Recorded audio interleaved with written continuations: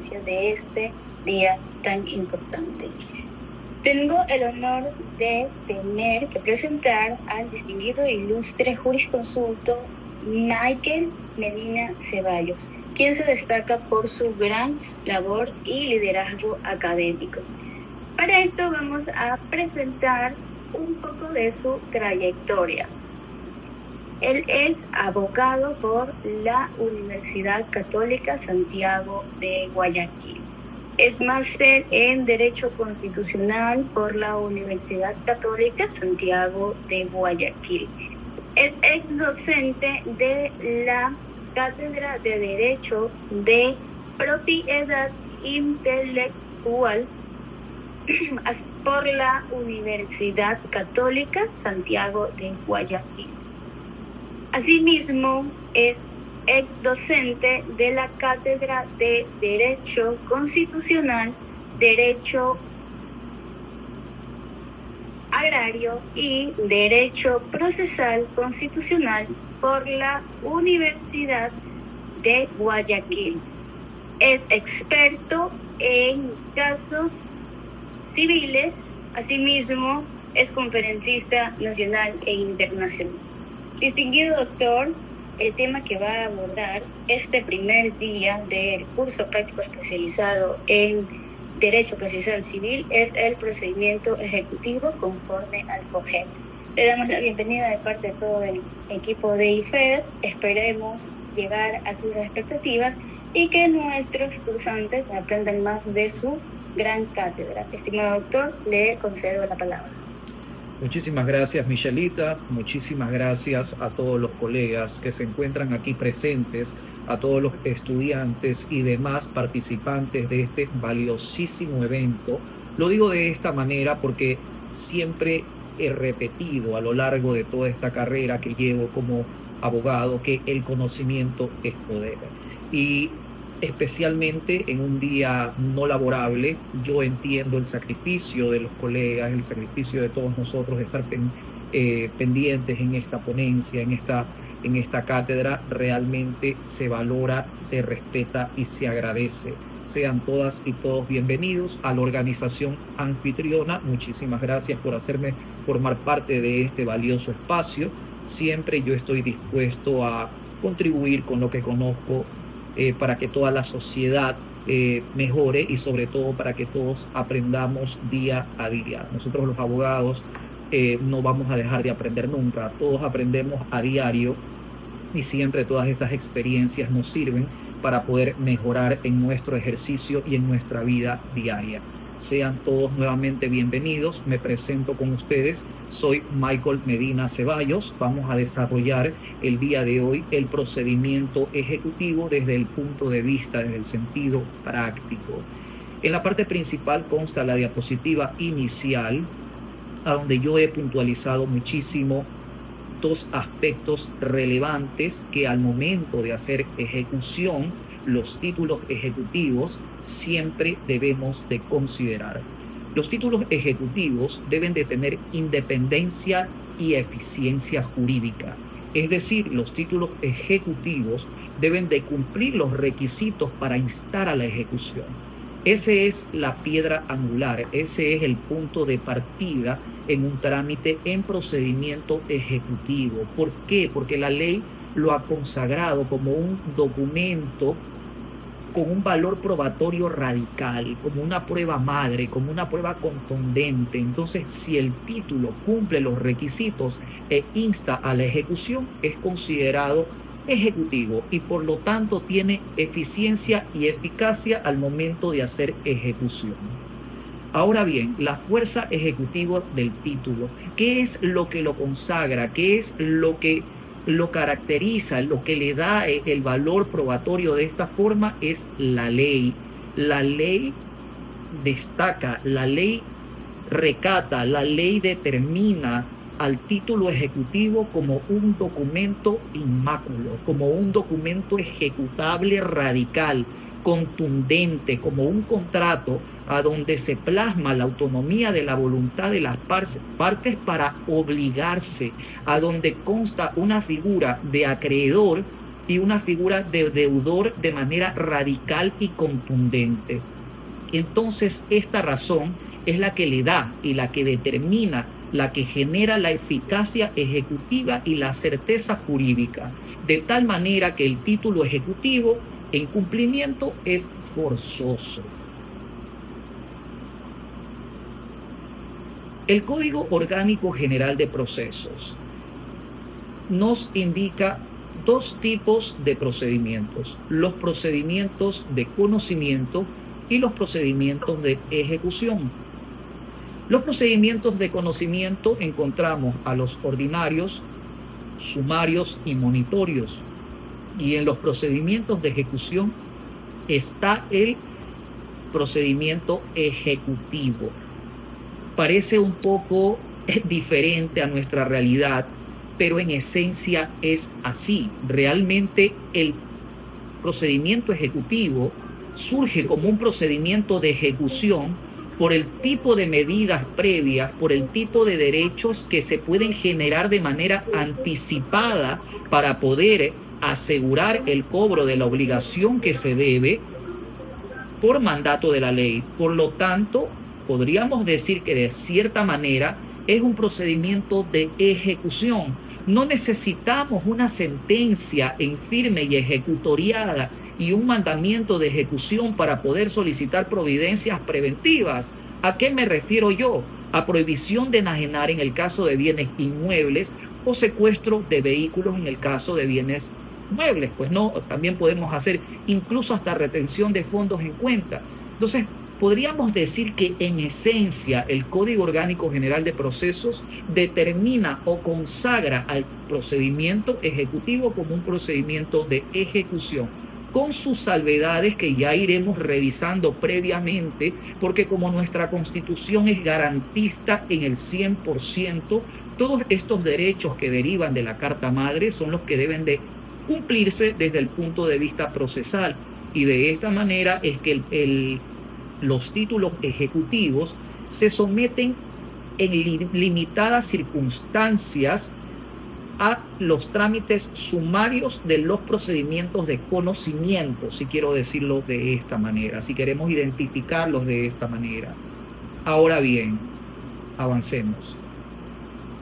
Las garantías del debido proceso las pongo yo como diapositiva inicial, porque es de esta manera en la cual el procedimiento ejecutivo, que debería de ser un procedimiento de ejecución porque tenemos un título ejecutivo, deja de convertirse digamos, en una sentencia infirme donde nos derive a la etapa de ejecución forzosa, sino se da la oportunidad de que la parte procesal accionada, de que el acreedor pueda demostrar que por ciertas razones el título puede ser inválido, o la ejecución del título es incorrecta, o existen vicios en la ejecución del título, o el título no cumple los presupuestos de ley. Es por estas garantías procesales que derivan de la Constitución misma, y colegas que ejercemos en materia civil, podemos detectarlas al momento de dar inicio a una audiencia cuando el juez empieza a pronunciarse sobre el garantismo constitucional que inicia pues desde que se presenta la demanda y conforme van avanzando las etapas procesales hasta que llega la diligencia, y es ahí a donde nos damos cuenta que el carácter de conocimiento, entre comillas, nuevamente lo repito de esta manera, que toma el título ejecutivo, surge como un efecto de las garantías al debido proceso de los sujetos procesales. Ahora bien, el procedimiento ejecutivo, la ley desde el año 2007, bueno, muchísimo antes, sino que esta es la jurisprudencia, entre comillas, más contemporánea que pude encontrar, en la Gaceta Judicial número 861, consta específicamente el antecedente de ejecución del procedimiento ejecutivo, donde se deben de respetar las normas de validez procesal. De la misma manera tenemos algunas sentencias de la Corte Constitucional que he podido, en este caso, incluir en la diapositiva, a donde prevalece en el sentido literal, a donde se debe de considerar, a donde el administrador de justicia debe asegurarse que se genere dentro del trámite ejecutivo, y van directamente dirigidos hacia la seguridad jurídica, hacia el acceso a la justicia, a la tutela judicial efectiva y sobre todo el derecho a la réplica.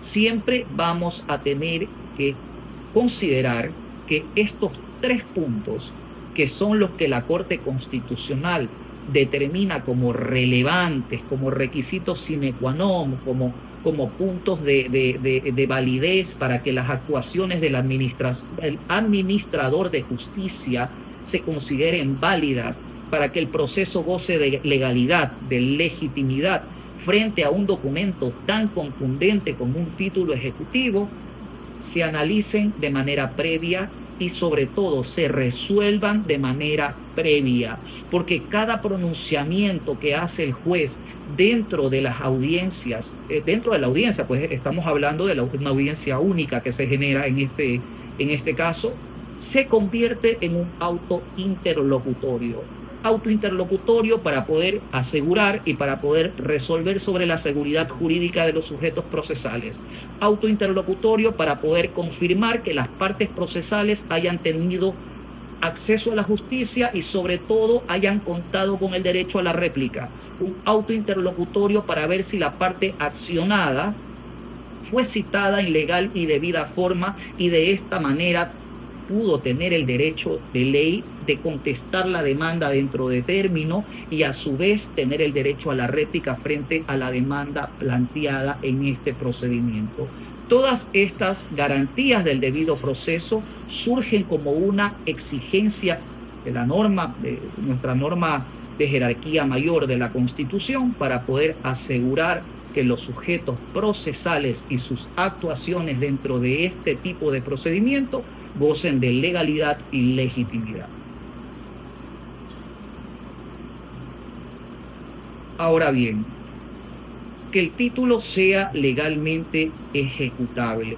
Eso es importantísimo, porque los títulos ejecutivos son únicamente los que se encuentran reconocidos como títulos ejecutivos dentro de la norma expresa. No hay otros títulos ejecutivos, no nos podemos inventar, no podemos sobreentender que como no se prohíbe que ese documento sea considerado ejecutivo, yo le podría dar tal fuerza o tal valor de eficiencia probatoria o de eficiencia legal.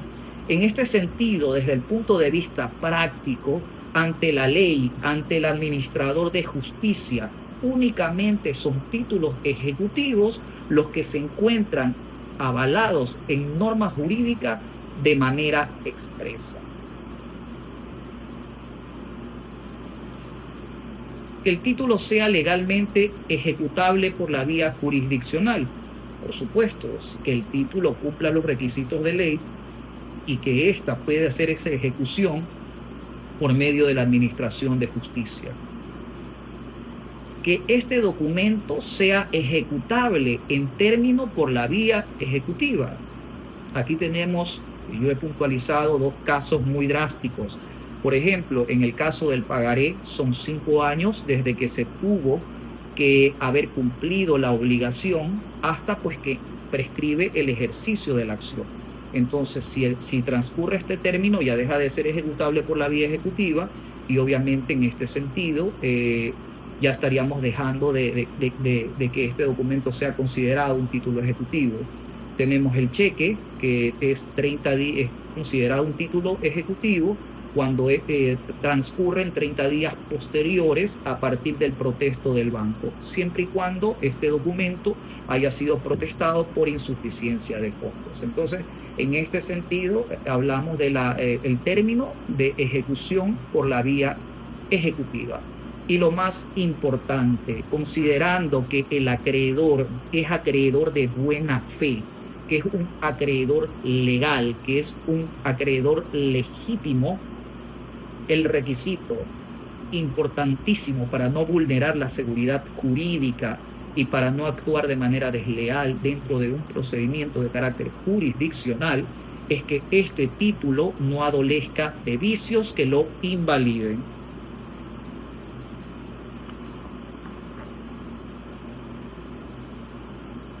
La base normativa. Vamos a remitirnos específicamente al artículo 347 al 354 del COGEP. Esto está en el título segundo, capítulo primero, y vuelve nuevamente la duda razonable, vuelve nuevamente el incierto. ¿El procedimiento ejecutivo es un procedimiento de conocimiento o es un procedimiento de ejecución? El objeto del Código Orgánico General de Procesos radica proporcionar una tutela declarativa especial y privilegiada y de conocimiento sumario a los títulos ejecutivos y por ende al trámite en procedimiento ejecutivo.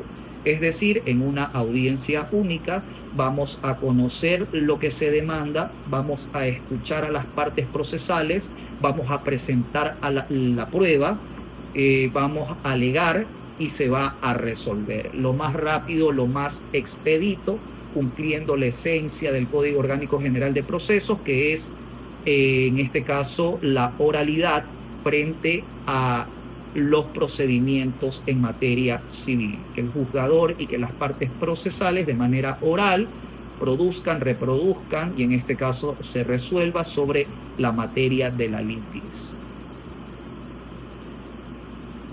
Determinación de los sujetos procesales.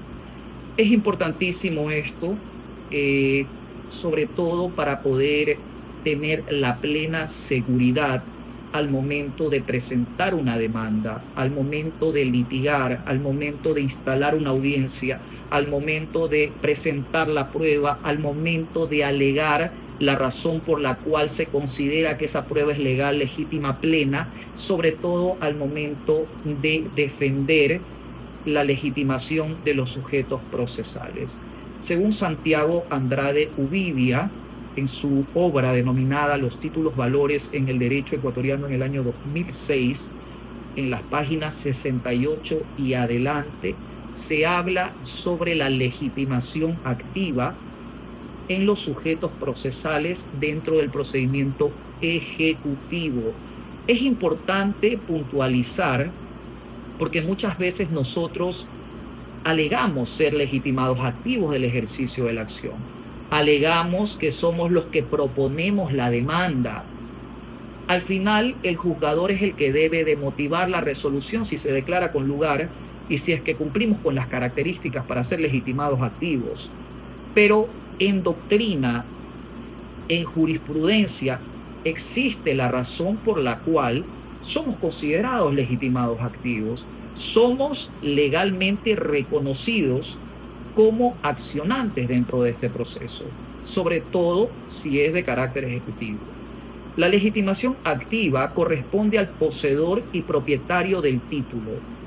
Basta la investidura formal para que se presuma la titularidad, no solo del documento, sino del derecho incorporado en el mismo. Esto es importantísimo.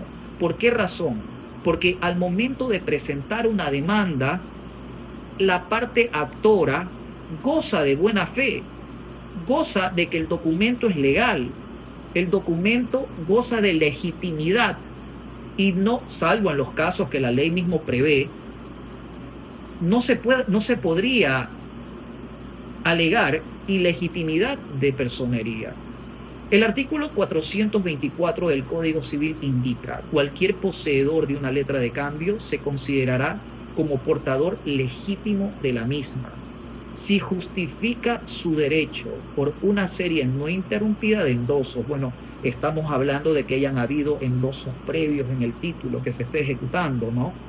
No estará obligado a entregarla sino en el caso de haberla adquirido de mala fe o si al adquirir hubiera incurrido en culpa grave. La ley de manera taxativa nos está indicando de qué manera podríamos, en este caso, digamos que echar a perder ese derecho legítimo de buena fe y sobre todo la validez del ejercicio del título, el ejercicio de la acción ejecutiva.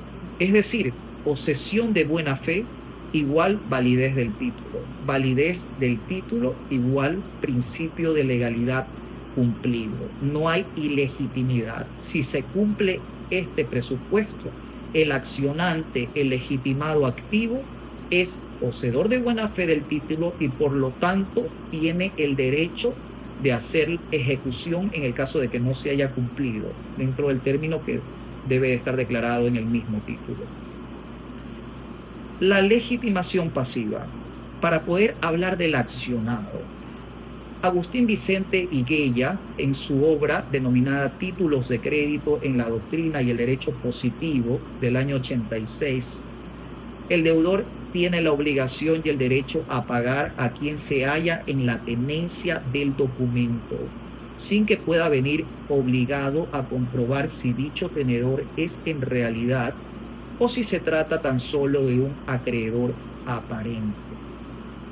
Es un poco drástico este criterio en realidad, ya que el deudor también tiene su derecho de poder objetar la validez del título si es que no se han cumplido de manera previa los requisitos de ley,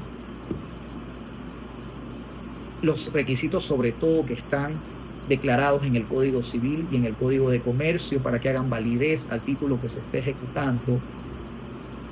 Pero lo que sí debe de quedar claro es que al momento de cumplirse los requisitos del Código de Comercio y de validez del título, el deudor solamente tiene la opción de pagarlo o de hacer una propuesta de pago.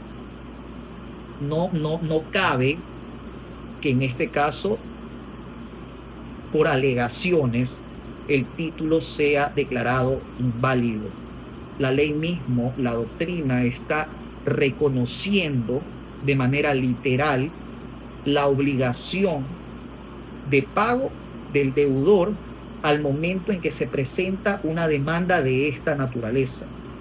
Existen las excepciones previas, por supuesto, pero si dentro de las excepciones previas yo no puedo demostrar, yo no puedo probar, yo no puedo materializar lo que estoy alegando dentro de un escrito de contestación a la demanda, se sigue manteniendo el derecho del acreedor de cobrar y la obligación del deudor de pagar. Entonces lo más saludable acá es llegar a un acuerdo de pago por cualquiera de los caminos, ¿no? Salvo que existan las razones. Pero en tal caso, esta es la premisa principal respecto de la legitimación pasiva en los procesos de esta naturaleza. Yo personalmente, cuando tengo un proceso ejecutivo, dentro de los mismos, vamos a hablar del pagaré, dentro del mismo título valor existe un apartado para poder declarar los abonos que se hayan realizado al título. Si en este apartado el accionado no se preocupó o no se reconoció el abono parcial o los abonos parciales para poder excepcionarme de esta manera al momento de contestar la demanda, es de preocuparse.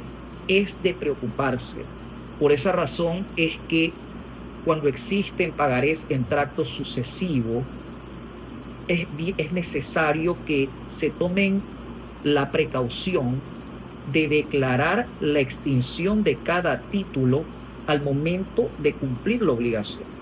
Y una extinción clara, una extinción muy detallada, para que en el momento de que la parte acreedora, de que el accionante presente una demanda, en el caso de que en uno de estos pagarés no se haya cumplido la obligación, el deudor puede excepcionarse de manera correcta y demuestre al administrador de justicia que los pagos se han realizado de manera parcial y están vinculados a este título ejecutivo o a estos títulos ejecutivos en tracto sucesivo.